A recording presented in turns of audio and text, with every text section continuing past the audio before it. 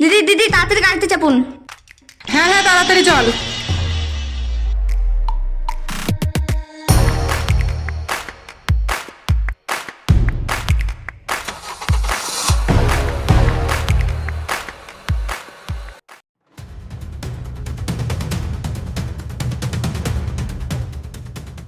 Hello sir, আমি সেই danger মহিলাটাকে ধরে নিয়েছিলাম। তার একটা লোক এসে আঘাত করে পালিয়ে গেছে। তাড়াতাড়ি চলে আসুন, আমি পাঁচমালা পাড়ায় আছি। হ্যাঁ হ্যাঁ, যাচ্ছি যাচ্ছি। এই গাড়িটা বের কর জলদি জলদি।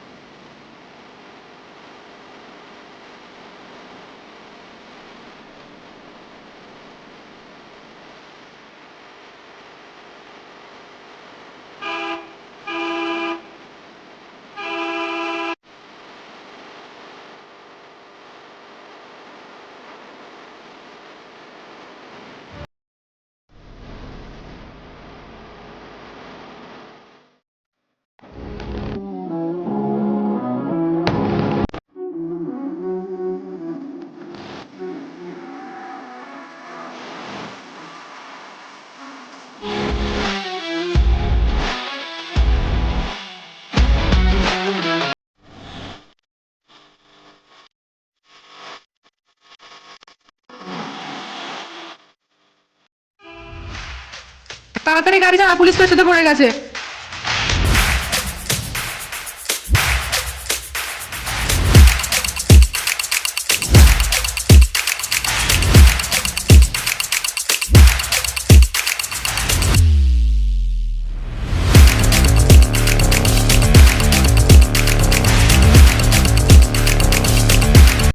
স্যার, ওকে ছেড়ে দিলে হবে না। ও কঠিন ডেঞ্জারাস মেয়ে। ওর জন্য কত শিশুর প্রাণহানি হয়েছে। ওকে যে করেই ধরতে হবে স্যার। ঠিক বলেছ, ওকে ধরতে হবে, নইলে কত মায়ের গুলো আরো খালি হয়ে যাবে।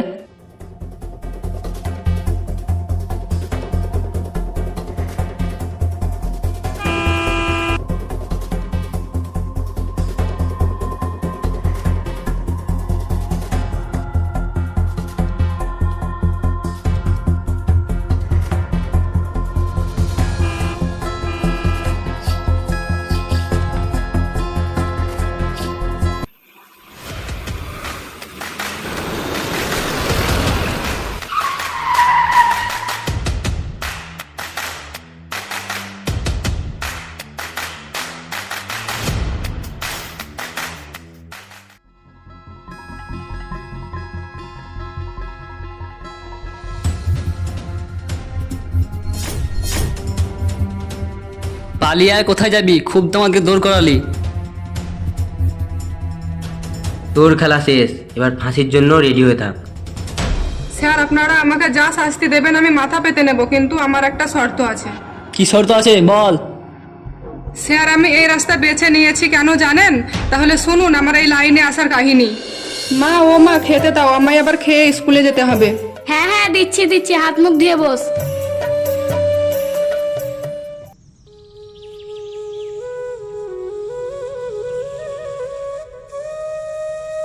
মা, তোর পরীক্ষা কবে রে? এই মাসের 7 তারিখ থেকে বাবা। মা, তুই ভালোভাবে পড়াশোনা কর। তোকে নিয়ে আমার অনেক স্বপ্ন। যত টাকা লাগে আমি সব টাকা দেব। হ্যাঁ বাবা, আমি ভালোভাবে পড়াশোনা করছি। এবার উচ্চ মাধ্যমিকটা পাস করে গেলে কলেজে ভর্তি হব।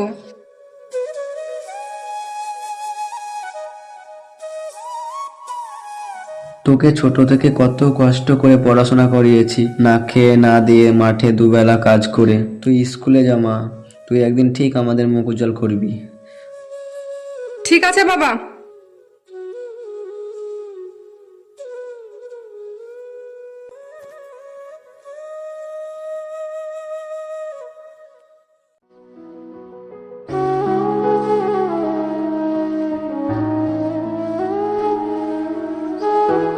মা টিফিনটা ভরে নিস। হ্যাঁ মা, আমি টিফিন ভরে নিয়েছি, আমি স্কুলে গেলাম। ঠিক আছে, ভালোভাবে যাস।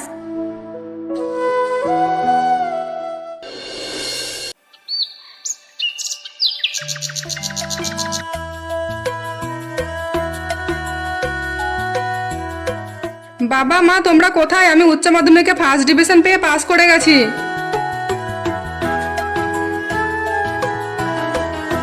হ্যাঁ হ্যাঁ, জানতাম তুই একদিন ঠিক আমাদের মন উজ্জ্বল করবি। যাও যাও, মিষ্টি নিয়ে এসো, সবাইকে মিষ্টি মুখ করাও। হ্যাঁ হ্যাঁ, ঠিক বলেছো, আজ সবাইকে মিষ্টি খাওয়াবো।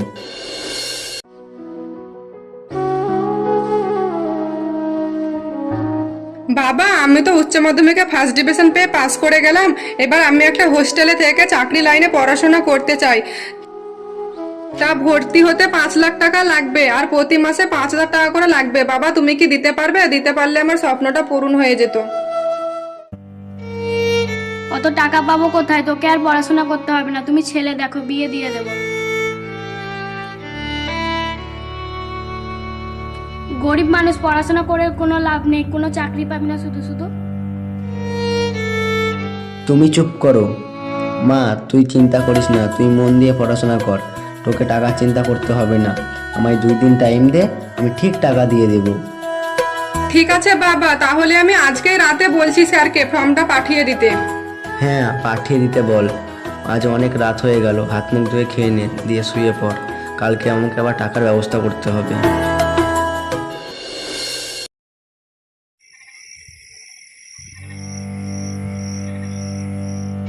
তুমি যে তোমার মেয়েকে বললে টাকার ব্যবস্থা করে দেবো, তুমি কি করে টাকার ব্যবস্থা করবে? আমাদেরই তো ঠিক মতো খাবার জুটছে না দুবেলা। তুমি চিন্তা করো না, আমাদের যে 2 বিঘে জমি আছে, ওই 2 বিঘে জমি বিছে দেবো, আর ঘরটাকে বন্ধক রেখে দেবো, তাহলেই 5 লাখ টাকা হয়ে যাবে। আর মাসে 5,000 টাকা লাগবে, ওটা আমি মুনিশ কেটেই দিয়ে দেবো। আমার কথা শুনছে না তো, একদিন সব হারাবে, ঘর বাড়ি সব চলে যাবে, একদিন রাস্তায় গিয়ে বসতে হবে। তুমি ওই সব ভাবো না তো, এখন চুপচাপ ঘুমিয়ে পড়ো, এমনিতেই অনেক রাত হয়ে গেছে। হ্যাঁ হ্যাঁ ঠিক আছে।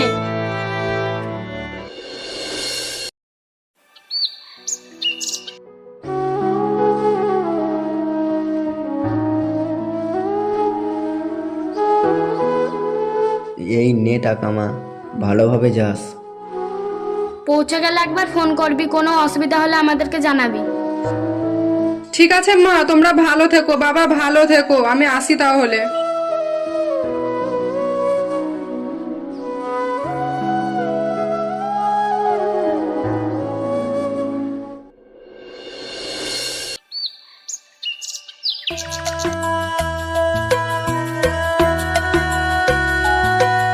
মা বাবা তোমরা কোথায়?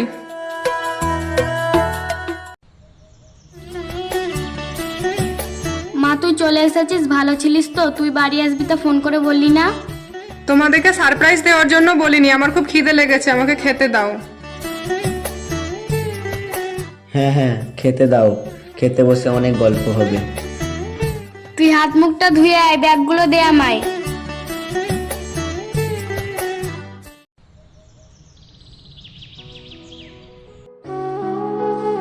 বাবা আমি অনেক নাম্বার পেয়ে পাস করে গেছি, কালকে আমি চাকরির জন্য ইন্টারভিউ দিতে যাব।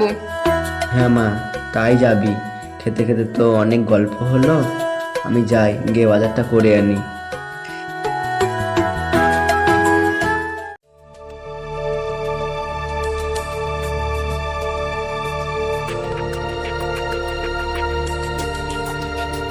কি রে সম্রাট, কোথায় যাচ্ছিস রে?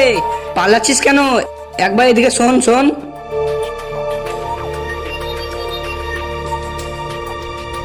হ্যাঁ বাবু, বলুন। তুই যে সুদ নিয়েছিলিস 2 লাখ টাকা, এখন সেই সুদ হয়ে গেছে 4 লাখ টাকা। তুই এখন ঘর খালি করবি না সুদের টাকা মিটাবি, তাই বল। জমিদার বাবু, আমাকে 1 মাস টাইম দিন, আপনার সব টাকা আমি ফেরত দিয়ে দেবো। প্লিজ জমিদার বাবু আমাকে 1 মাস টাইম দেন। এই মাসের 1 তারিখের মধ্যে যদি তোর টাকাটা না পাই তাহলে তোর ঘর খালি করে নিলামে দিয়ে দেবো। এই চল।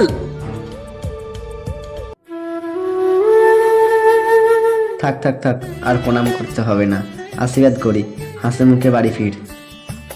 ঠিক আছে, থাক থাক, সুখে থাক, বেঁচে থাক, ভালো করে ইন্টারভিউ দিবি। মা আমি আসছি, বাবা আমি আসছি তাহলে। ঠিক আছে, যাও ভালোভাবে।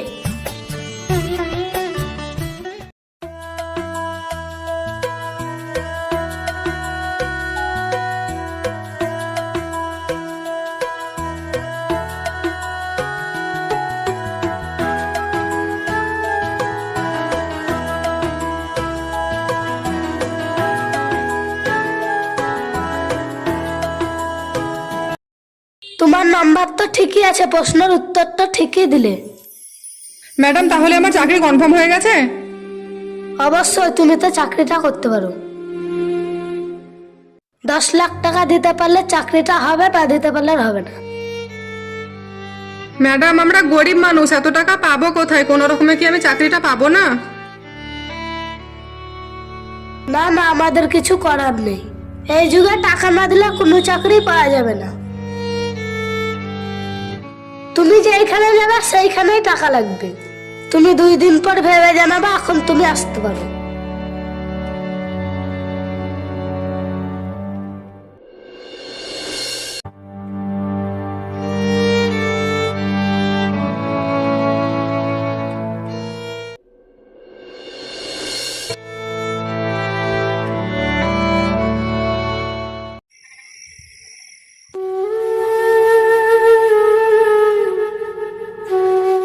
আজ 1 মাস ধরে কত জায়গায় ইন্টারভিউ দিলাম, সব জায়গায় টাকা না দিলে কেউ চাকরি দেবে না বলছে। তাহলে কি আমি চাকরি পাবো না? বাবা এখন কি করব বলো তো? হায় রে মা, চাকরি করবি তা কি করে? টাকার ব্যবস্থা করতে পারবো কি বল? সব কিছু বেচে কিনে তো তোকে পড়াশোনা করালাম, এখন তো ঘরটাও চলে যাবে, আর কিছু নেই। তোমাকে আমি বলেছিলাম এত পড়িয়ে কোনো লাভ নেই, গরিবের স্বপ্ন কখনো সত্যি হবে না। এই যুগে টাকা আছে যার, চাকরি আছে তার, যার টাকা নেই তার চাকরি নেই।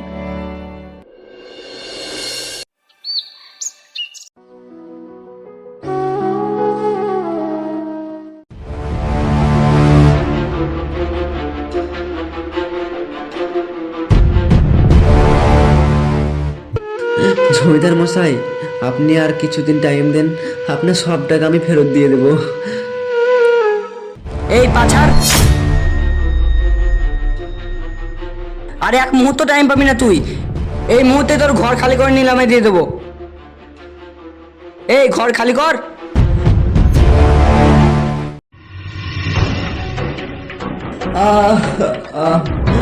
বাঁচাও বাঁচাও, পেটে বুকে ব্যথা করছে, খুব কষ্ট হচ্ছে। তোমার কি হয়েছে? তুমি কথা কেন বলছো না গো? কথা বলো। বাবা বাবা তোমার কি হয়েছে? বাবা তুমি কথা বলছো না কেন? মা বাবাকে তাড়াতাড়ি হসপিটালে নিয়ে চলো, বাবা কথা বলছে না।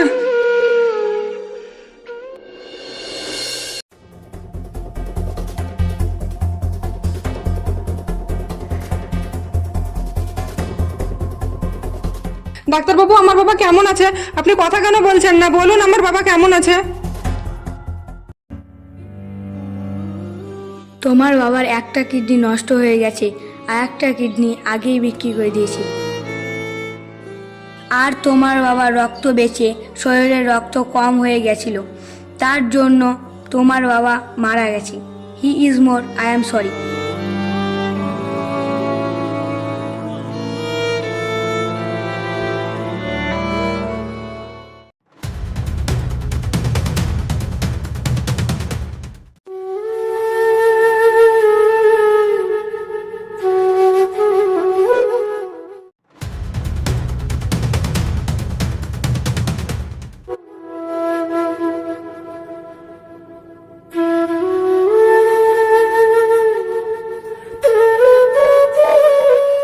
দেখ দেখ, তোর বাবা কথা বলছে না, আমাদের দিকে কিরকম তাকিয়ে আছে।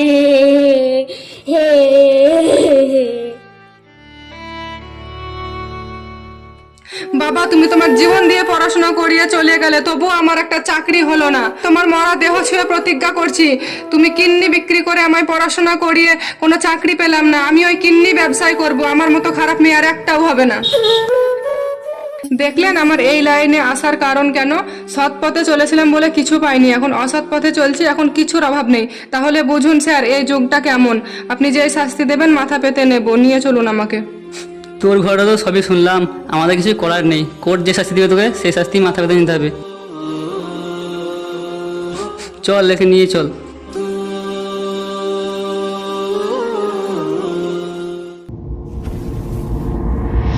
ভিডিওটা সম্পূর্ণ দেখার জন্য ধন্যবাদ। যারা যারা এখনও চোরের ছদ্মবেশ পার্ট 1টা দেখোনি, ডিসক্রিপশানে লিঙ্ক দেওয়া আছে, গিয়ে দেখে নাও।